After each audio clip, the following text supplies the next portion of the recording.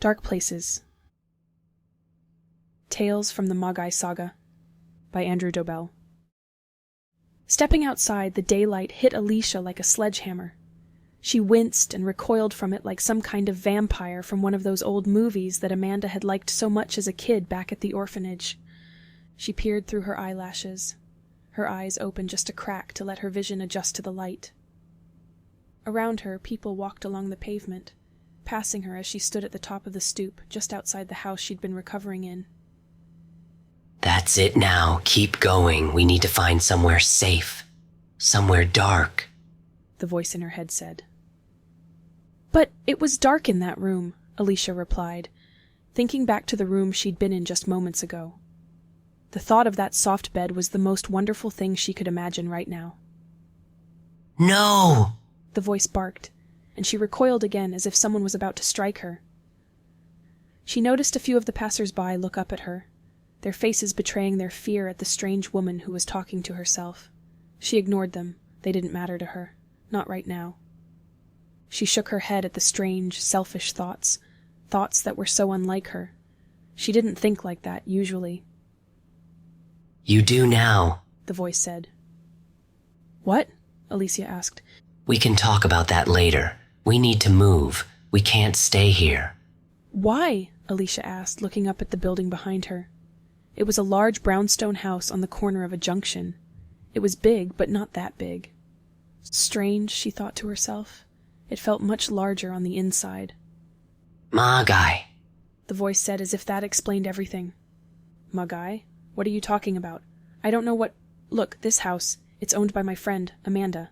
She would never hurt us. She just wants to help. Is that right? Yes, Alicia replied. Well, your friend is a magus, and a powerful one at that. I don't trust her. What's a magus? She didn't tell you, did she? Well, no, but... So how much of a friend is she if she didn't tell you she was a magus? I don't... No, you're trying to make me doubt her. She's a friend. Perhaps. But if that's the case, why was she trying to rip me out of you? What? I don't. I'm not sure. Look, I'm still not clear on who you are. And yet, as strange as the voice in her head was, it didn't feel wrong. She felt that she should be a little more freaked out about it than she was, but that feeling wasn't there. I understand. And I agree. We need to talk. But not here. We need somewhere dark. Alicia squinted up at the bright blue sky. The light almost hurt her eyes. It was so bright. She nodded. All right. Yes, we can do that. Somewhere dark. Good. Now go. I'm going, she replied and scurried down the stoop to the path. Where was she? She looked up at the towering buildings and listened to the accents of the people passing her, muttering about the strange lady. American. They were American. And this looked like New York. She recognized it from all the photos she had seen back at the orphanage as a kid. The photos that Amanda had collected as she'd fantasized about living here. She smiled at the memories as she hurried along the sidewalk, away from her friend's house. She looked back, feeling a pull in her gut that was trying to yank her back to the brownstone. But she couldn't do it. The voice in her head was too insistent. It would not be denied. Who or whatever it was. She looked away from the brownstone and continued up the street, her head down as she tried to blend into the crowds. She tried to make sense out of the swirling mess of memories of the last day or so. But it was too much. She had a pounding headache, and it was just too much to take on. She couldn't focus on any one of those memories for too long without things getting confused. She recalled images of some of her students, of Amanda with her bright red hair, and of that thing. That creature she'd seen. What was that? She shook her head and banished the thought. She couldn't think about that right now. She couldn't focus on that black nightmare with its red eyes that bored into her very soul. She hurried along several more blocks, occasionally turning left or right at random, not feeling too sure where she was going, but hunting for somewhere she could be alone and talk to this voice. There, the voice said as they turned down another road. A smaller street with an eclectic mix of shops and apartment blocks that could be politely described as fixer-uppers. Across the street, a vacant shop with boarded-up windows seemed to call out to her, beckoning her into its shadowy embrace. She crossed and hunted for a way in. Spying an alleyway beside the store, she scurried along it and noted a side door where the boards were hanging loose. She raised one eyebrow at this, but the darkness beyond the windows called out to her, like a siren's song, willing her to get inside. Pulling on the boards, they moved easily, and the door beyond opened without resistance. Alicia closed it behind her, and the shadows enveloped her, surrounded her. And for the first time since waking up, she felt safe. She also had the feeling that the voice did too. Whatever it was, this presence inside her felt calm and at peace. Moving up the corridor, she passed a few closed doors, making for an open one that looked pitch black inside. She slipped into the room and closed the door behind her. "Better?" she asked it. "Much," it answered her. "Okay, but it's not that dark in here," she said, looking around the inside of the back room they were stood in. She could see quite clearly, and yet she felt sure it had looked pitch black from outside. "Oh, but it is. But with me inside you, you no longer need fear the dark. You are one with it now, and it is your natural home. You can see perfectly well in pitch darkness with my help." "It's that dark in here?" she asked. "Let me show you," the voice said, and suddenly everything turned to inky blackness. "What the—" she exclaimed, and reached out to grab hold of the desk that she knew had been right next to her. "What happened?" "I removed your new ability to see in the dark.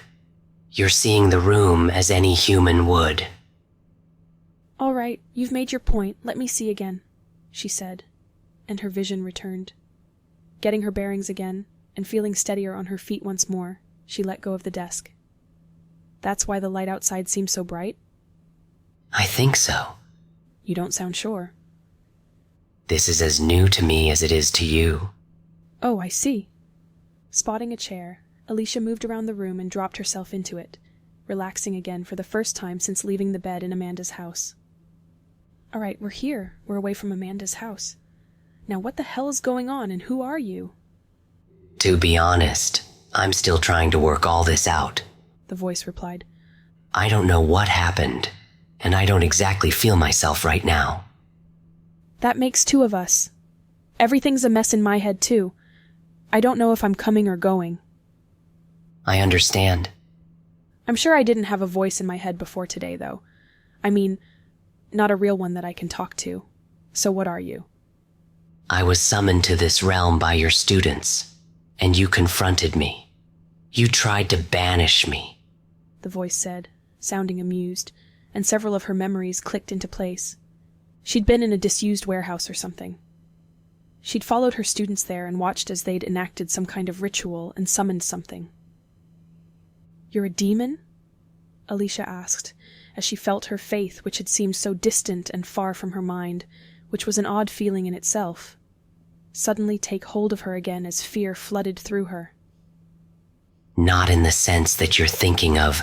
No. I am not a servant of hell. I am a shadow, a creature of darkness. I am a lamprey." "A what?" "Think of me as a spirit, an elemental perhaps. I come from a realm beyond your world, a realm of pure darkness, and somehow I seem to have joined with you, with your soul." "My soul?" "I'm not sure there's ever going to be any going back. Your Magus friend seemed to think the same." "You're stuck in my head?" "It's certainly not my idea of fun either. Had I known this would be permanent, I would not have possessed you." "Possessed me? So you are a—" "No, I'm not a demon." Okay. You're not a demon. I get it," she said, and sighed to herself. "You're an elemental, whatever that means." Elementals are spirits of the elements: earth, air, water, and fire. But there's more than just those four. I'm a spirit of darkness and shadow." Alicia nodded. She understood that, to a point. The whole idea of spirits was still bizarre, but things were at least becoming a little clearer.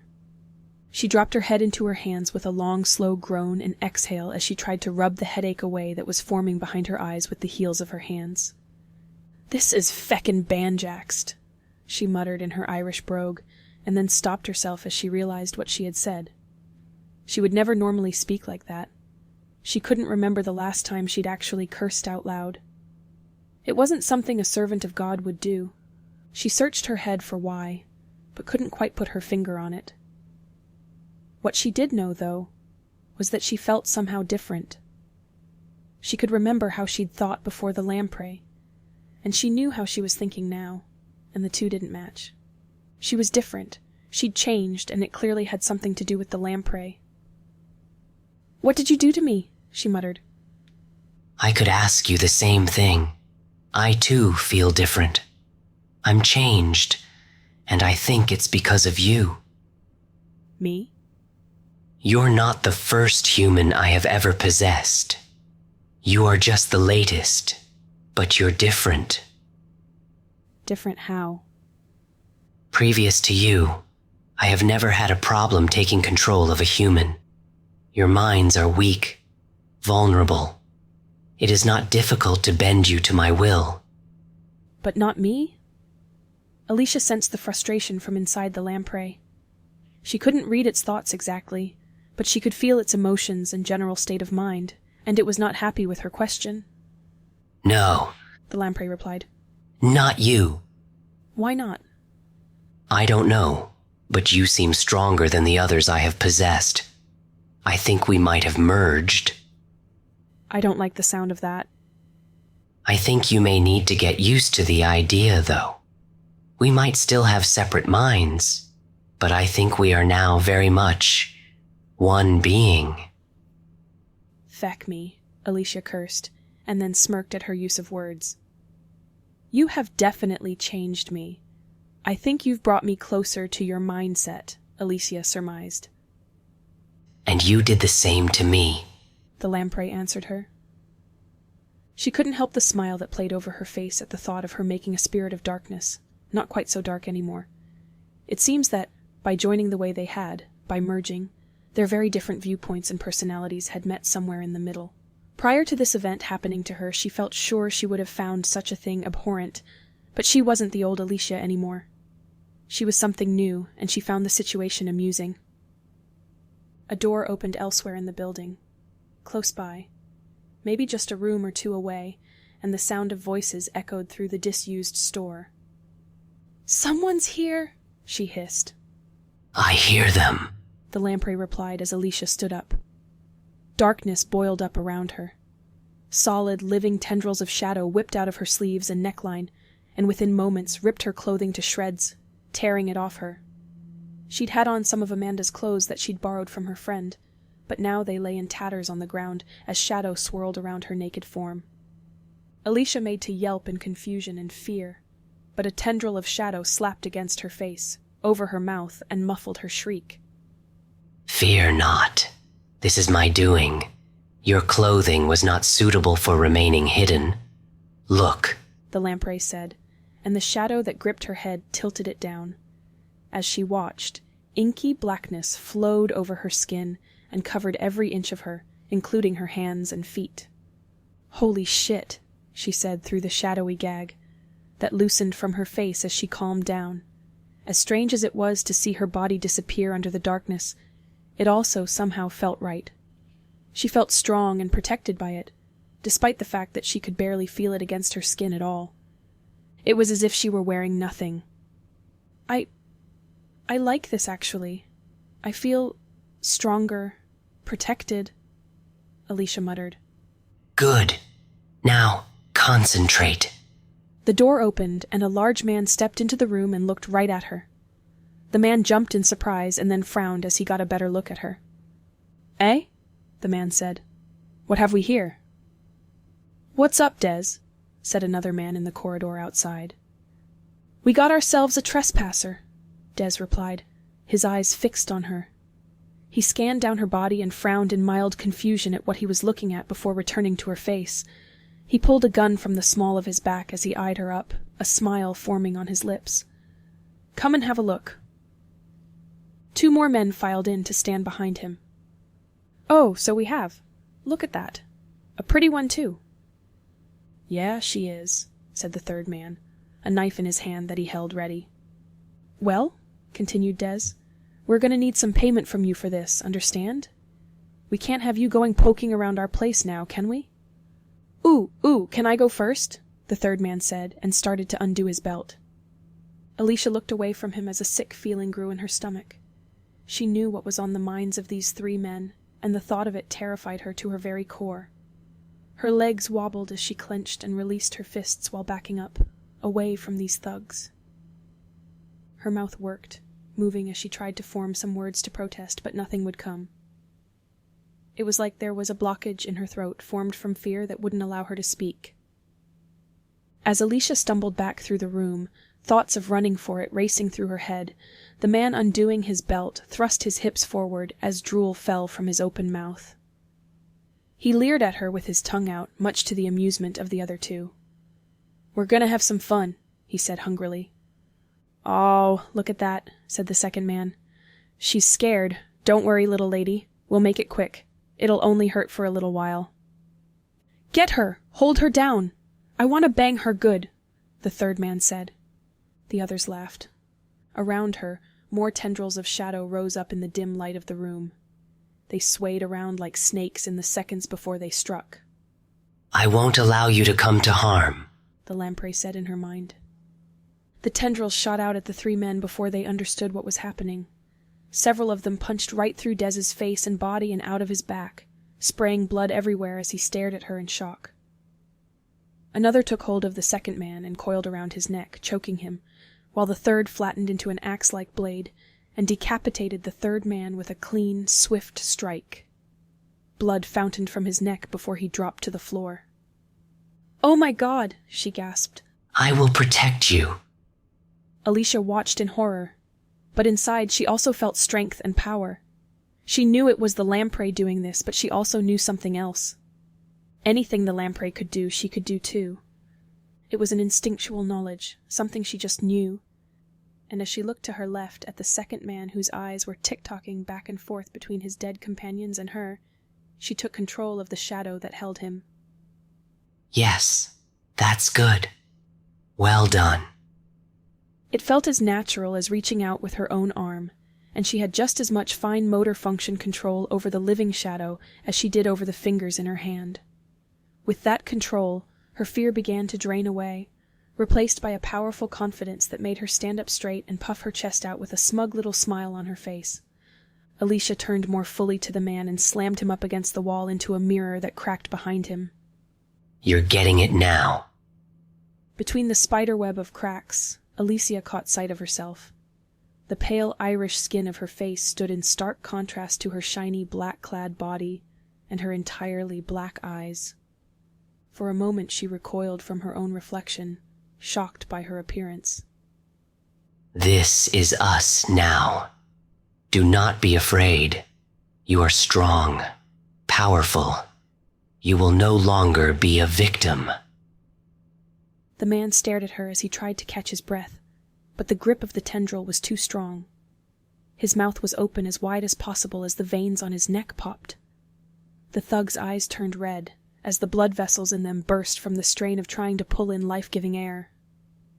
Suddenly one of his hands rose up, holding a pistol. He jammed it into her abdomen and fired. Before she could do anything, several rapid-fire bangs sounded from the gun, and she could feel the force of the shots slamming into her body, but there was no pain. The shadow caught the bullets and protected her at the same time, acting like armor. "Wah!" Alicia gasped in shock.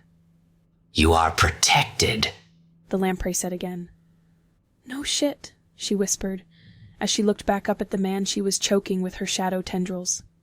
The lack of breath finally caught up to him, and he fell limp in her grip, dropping the gun he held in his hand. Inside her head, she could feel the will of the lamprey.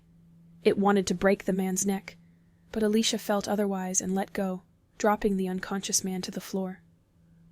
"You defy me?" the lamprey asked. "You're a part of me now, just as I am a part of you. Killing is a last resort." The lamprey grunted in reply. It didn't sound happy, but it also didn't have much choice in the matter. Stepping back, she looked down at the mess on the floor.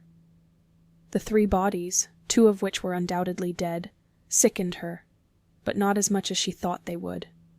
She didn't like seeing them, but she didn't feel as bad about what she had done as she thought she might. In fact, she didn't feel much towards them at all. They were deserving of their fate, she thought, and had only gotten what was coming to them. She didn't want to be here anymore, though. She wanted to be somewhere else, somewhere away from this, somewhere calm, somewhere she could think about these recent events. She stepped back, into the shadows in the corner of the room, following a sense of safety and belonging that resided there, along with the feeling of that being some kind of exit for her. "I don't want to be here anymore," Alicia said. I understand, The lamprey answered. Darkness drew in around her, and everything turned black. For a moment she felt dizzy. She wasn't sure which way was up or down. And then the darkness retreated, and she found herself stood in a shadowy gap between 2 buildings. Nearby she could hear a great rushing of water, like a roar of constant thunder.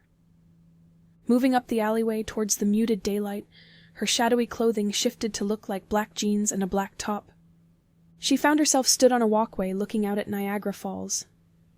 People were all around her, cooing at the majestic vista before them. It was impressive and instantly calming to watch. Approaching the railing, she leant on it, looking out at the waterfall as questions about the strange mode of travel that had brought her here from New York swirled around her head. Somehow, she'd stepped into a shadow, and back out of another one to appear here, on the other side of the state. You did well, The lamprey said. Is that right? Alicia whispered in reply. You know, you can just focus your thoughts to talk to me. You don't need to speak out loud. Oh, Alicia said and concentrated. You mean like this? Alicia answered in the form of a thought. Just like that, yes. Oh, well, that's much better. At least no one's going to think I'm crazy anymore. You handled yourself well back there, The lamprey said. That wasn't me, Alicia replied, pushing the memory of the last minute away from her. Oh, but it was you, and you were magnificent, Alicia. I don't want to talk about it, not right now, she said, the thought of what she'd done suddenly making her feel sick. Very well. We'll talk about it some other time. If we must. I think we should leave here. Find somewhere else to stay, The lamprey said. Why? Alicia asked. I believe we're being watched. By who? I don't know. A magus, I think. I cannot see them, which means they're hiding from me. Alicia wasn't in any mood to argue, and pushed away from the railing to walk up the promenade. A little while later she made it into town and found an abandoned warehouse that she ripped a hole in with her shadow tendrils. She walked inside to find it mercifully empty. Is this better? Alicia asked. Much. We can stay the night here. Good. We need to talk some more. I don't know what you have planned, but I think we're going to have to find some people we trust, Alicia explained as she walked through the building. She wrinkled her nose at the acrid smell in here, and the dirt that covered everything. She didn't like the idea of sleeping in such a dank, dark place. People we trust? The lamprey asked. You mean like Amanda? That's one of them, yes. She could help us. She seems to know about this kind of thing. I've told you before, I don't trust the Magi. And I'm telling you, I think we're going to have to find someone to trust. The lamprey grunted again. She knew it wasn't happy with this idea, but she could also feel the thing's begrudging agreement with her assessment. I don't like this idea, The lamprey said. And I don't like sharing my head with an elemental, but here we are.